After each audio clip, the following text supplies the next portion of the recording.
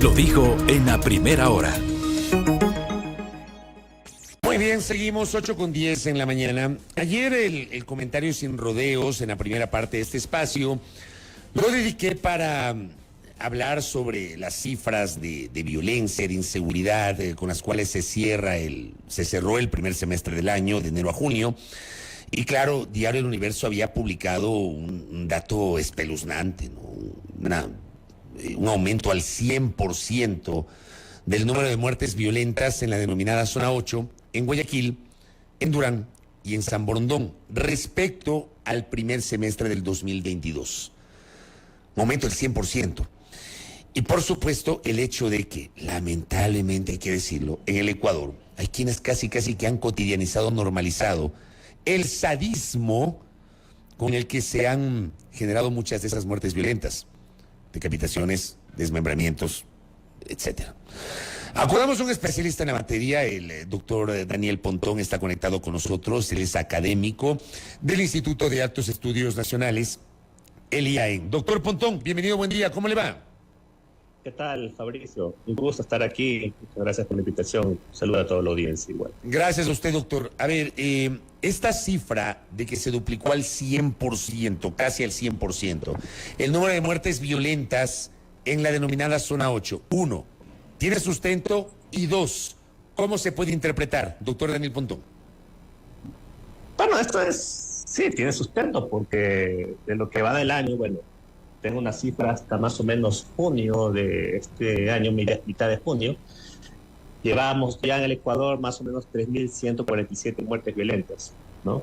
Ni siquiera terminamos el primer semestre, yo calculo que ahorita estamos cerca de 3.300, posiblemente cerremos el año y ahí puede decir mucha gente que estoy cometiendo un error porque estoy hablando de muertes que van a pasar, ¿no? O sea, no están muertos. Pero dada la proyección estadística, podríamos cerrar un año con más de 6.500 muertes. Lo que implica que tendríamos fácilmente una tasa sobre los 35 por cada 100.000. Para el año pasado cerramos con una tasa de cerca de 26. Y eso tiene relación con lo que usted anunció ahí desde ayer, que lo escuché, y esta duplicación de muertes violentas, porque el problema básicamente se ha focalizado en las provincias de la costa, sobre todo en Guayaquil. Hay una ligera disminución en Esmeraldas, producto del estado de excepción, pero para mi forma de ver eso es momentáneo. Posiblemente no hay cambios estructurales mayores. Y la situación en provincias como El Oro, Los Ríos, Manaví sigue siendo dramática. Entonces, es espeluznante, sangriento, la tendencia sigue al alza y la impavidez o la que actúa el gobierno frente a este problema realmente genera mucha molestia y mucho asombro, ¿no? Por lo menos para mí, porque claramente Ecuador en menos de 5 años está ya en los peores escenarios latinoamericanos y la cosa, si no se corrige, para mí es bien complicado que el nuevo gobierno que ingrese pueda tener una reacción inmediata frente a este tema. Vamos a tener uno de los países más violentos de la región, ¿no? Yo lo vengo anticipando y lastimosamente la realidad se da la razón. El tema es que, por ejemplo, el ministro del Interior, Juan Zapata, ha, digamos, señalado que durante los 2 meses del estado de excepción lograron bajar las cifras de violencia. A mí me quedó una sensación de que era el justificativo central del gobierno. Empleé la frase del mal de muchos, consuelo de tontos, porque se quedaron solamente con el estado de excepción. Pero en el camino uno entendería que si las cifras volvieron a recrudecer, el estado de excepción no sirvió para nada. O sea, tal vez ayudó en ese momento, pero no generó una política permanente para, fuera del estado de excepción, enfrentar esta situación de inseguridad, doctor. Sí, a ver, este gobierno es tan carente de resultados en materia de seguridad que cualquier cosita, cualquier espasmo, cualquier efecto, cualquier anuncio, cualquier discurso que suene rimbombante, atrayente, va a resultar, va a ser grandilocuente, lo va a exacerbar, ¿no? Pero estructuralmente la cosa no ha cambiado. Eso lo vemos viendo el año pasado. El año pasado se habían decretado varios estados de excepción, pese a los anuncios, ¿sí? En abril del año pasado yo anuncié que se iba a cerrar con cerca de 26 y más o menos 25 y se cumplió y se pasamos el umbral, digamos casi a 26, ¿no? Los estados de excepción no sirven para nada porque los estados de excepción son paliativos excepción para ciertas cuestiones de recuperar cierta normalidad cuando las cuestiones están alteradas, pero en términos médicos es como atacar una infección con un analgésico, como no te permite cambiar. Lo que no tenemos en este país, y es algo que yo vengo diagnosticando, es una política pública directamente orientada al problema central de este país, que es este crecimiento tan abrupto de las muertes violentas. ¿Por qué digo eso? ¿Por qué digo? Porque es el principal problema. Porque primero es escandaloso que haya tanta muerte en un país como el Ecuador, cuando nunca en su vida tenía este tipo de problemas, de tasas tan elevadas. Y segundo, que es la forma como nos miden internacionalmente, pues, ¿no? O sea, hay varios reportes, entre esos, el Inside Crime, varios, que básicamente hacen monitoreo anual de los países y nos pone siempre en los umbrales, digamos, ubica a los países según su tasa, y Ecuador está entre los umbrales de los países de más alto nivel de homicidios. Y ni hablar de casos de ciudades, ¿no? Por ejemplo, Guayaquil el año pasado cerró con una tasa de cerca de 47, 48 por cada 100.000. Este año, quién sabe, va a llegar a ser una de las 10 ciudades más peligrosas de la región. Y si nos podemos saber por el tema de Esmeraldas, pues, la cosa es mucho más escalofriante, ¿no? Entonces estamos a un problema central, un problema que realmente afecta muchísimo a la población, porque realmente no tanto afecta a la población, pero también genera varios efectos a nivel regional. Por ejemplo, la gente nos hace la fama de ser un país peligroso, afecta el turismo, afecta el comercio, afecta una serie de afectaciones que no existe desde el punto de vista de la claridad suficiente para el gobierno para entender cuál es el problema central de la seguridad. Y el hecho también de que están ocurriendo cosas que en algunos pasajes de nuestra historia reciente son inéditas. Este sadismo para asesinar gente, decapitaciones, el hallazgo de cuerpos desmembrados, gente maniatada. ¿Cómo entender esto, doctor? Bueno, el cambio básicamente también es cualitativo, ¿no? Eso me parece que es importante, porque aparte que hay el crecimiento cuantitativo del tema, cualitativamente, y eso tiene mucho que ver con algo, un superandi del crimen que se empezó a forjar mucho con el tema del Guacho. El Guacho generó el terrorismo del país. Eso me parece que es algo que se viralizó, se cotidianizó como una parte de un virus. Y lastimosamente eso también lo vivimos en la violencia carcelaria, ¿no? Las cárceles también un poco generaron esas prácticas de sadismo, cadáveres desmembrados, cadáveres decapitados, y con un nivel de viralización alta. Al parecer ha entendido que esa es una forma importante de manifestar su poder, de expresar su poder de estos grupos criminales, y eso se lo ve en las calles, ¿no? Esa es una forma muy particular de penetración y de operación de este tipo de organizaciones criminales, que me parece que es, hasta ahorita no hemos podido descifrar cuáles son los mecanismos con los cuales o cuáles son las racionalidades que ellos buscan perpetrar con este tipo de eventos, ¿no?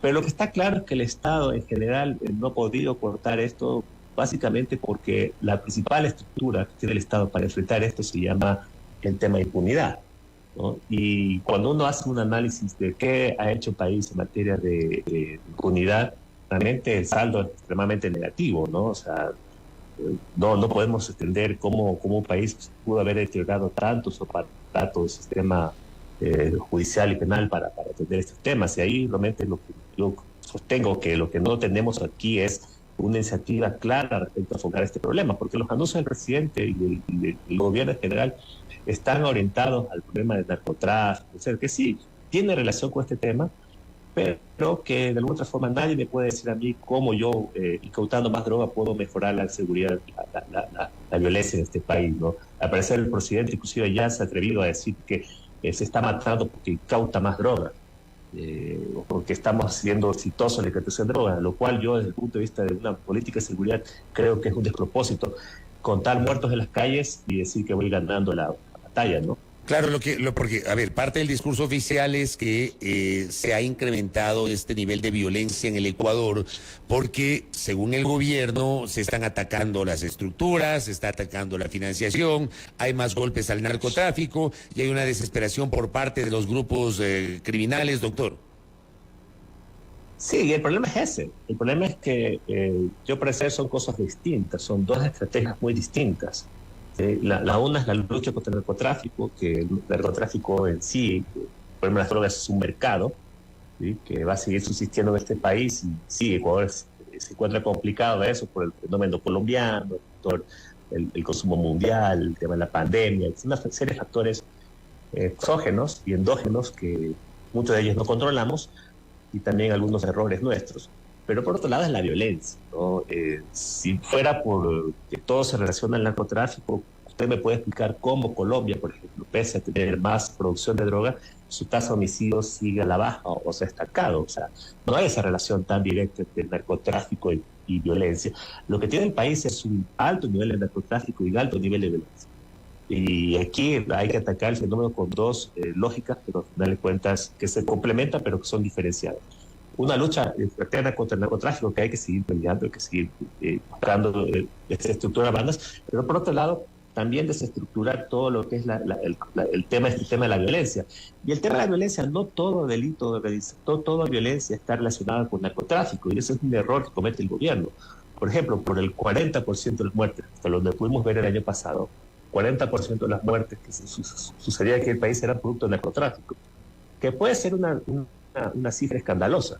Sin embargo, dentro de esa cifra, dentro de ese 40%, más del 90% de los homicidios eran productos de microtráfico, ¿sí? La pregunta que nos preguntamos, a ver, ¿se está desestructurando el microtráfico este país? Y las incautaciones de microtráfico este país no han crecido. Y tampoco tenemos estadísticas que nos permitan decir ha crecido el consumo, etcétera, etcétera. La pregunta es, aparecer estas bandas que siempre estuvieron relacionadas con microtráfico se han hecho extremadamente violentas. Y la violencia, al parecer, es el móvil que un poco han entendido estos grupos, que a través de ese tipo de acciones puede generar una serie de elementos que les dan de amplia ventaja, generan temor a la población, generan temor al Estado, yo ayer hablaba de ese reportaje sobre la desmoralización de las instituciones, el gobierno.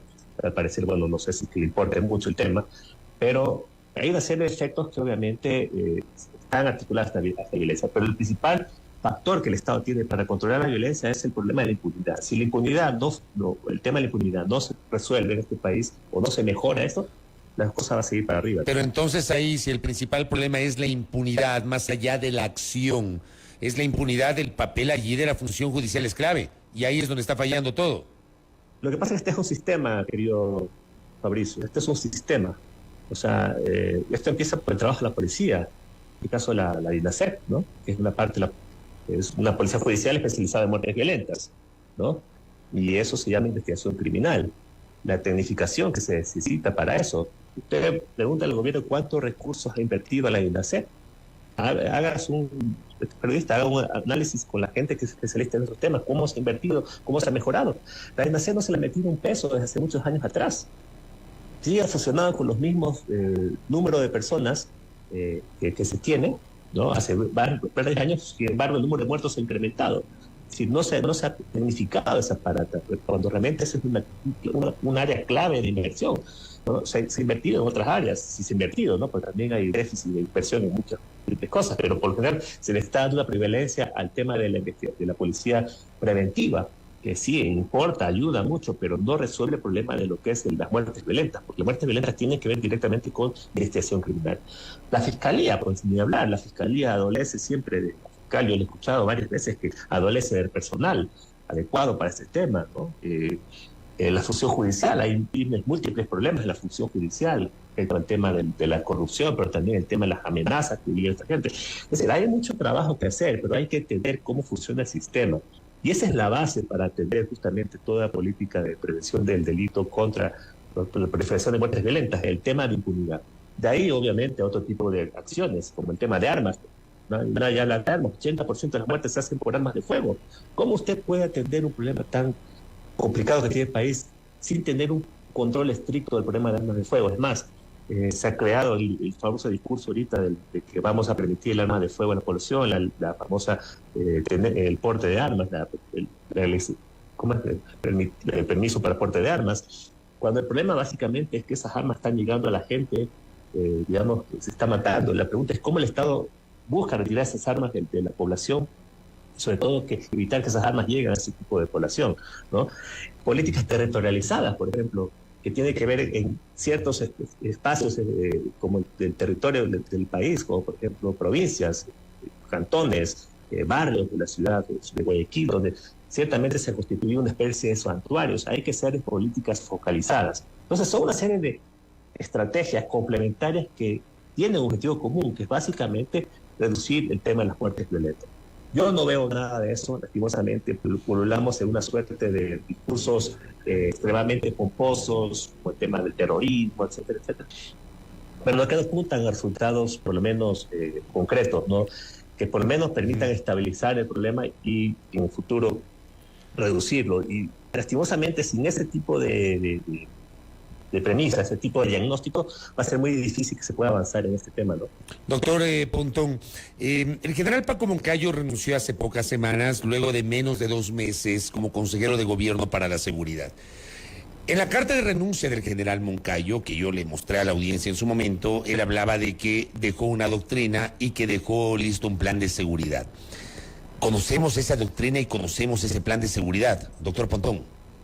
No, o sea, el gobierno presidente Lasso el año pasado, creo que fue en el mes de noviembre, octubre, no me acuerdo, se presentó ante un medio diciendo que tiene un plan, que tiene un librito y nunca lo mostró, ¿no?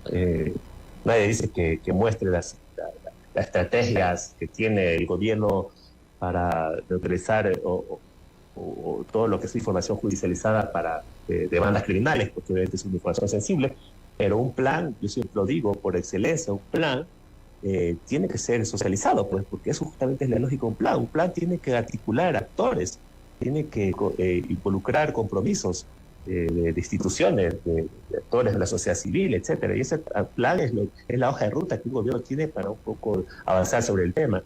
Pero que yo sepa, el plan de seguridad integral que el año pasado se le empezó a generar desde el Ministerio de Defensa y después por esta Secretaría de Seguridad Pública nunca se lo sacó. Lo que existe es un plan de seguridad ciudadana que fue creado en el gobierno anterior, pero que no se lo apoyó a actualizar. Sé ahorita que el Ministerio de Interior está lanzando una política de seguridad ciudadana, pero así un plan estructural del Estado por parte del gobierno para atacar este problema no lo he visto. No sé cómo Moncayo pudo haber hecho una doctrina en 2 meses, pero realmente me resulta bastante sospechosa esa declaración. Pero eso publicó en su carta, ¿no? O sea, es lo que puso en su carta. Pero bueno, hubiera sido bueno que la muestre, ¿no? Estaba saliendo, hubiera sido bueno que la muestre. No hay nada de eso. Lastimosamente no hay nada. Y eso es gran parte del problema. No existe. Nos ha pasado mintiendo que existen planes. Y lo que existe son una serie de acciones. Confunden planes con acciones o discursos rimbombantes, pero no existen planes. Doctor Pontón, gracias por el tiempo y por sus aportes para hablar del tema seguridad. Siempre un gusto conversar con usted, muy amable. Muchas gracias, Fabricio. Un saludo. Gracias a Daniel Pontón, académico del Instituto de Altos Estudios Nacionales IAEN, una voz crítica sobre la situación de inseguridad que vive la República. Primera plana, todas las noticias, todas las voces.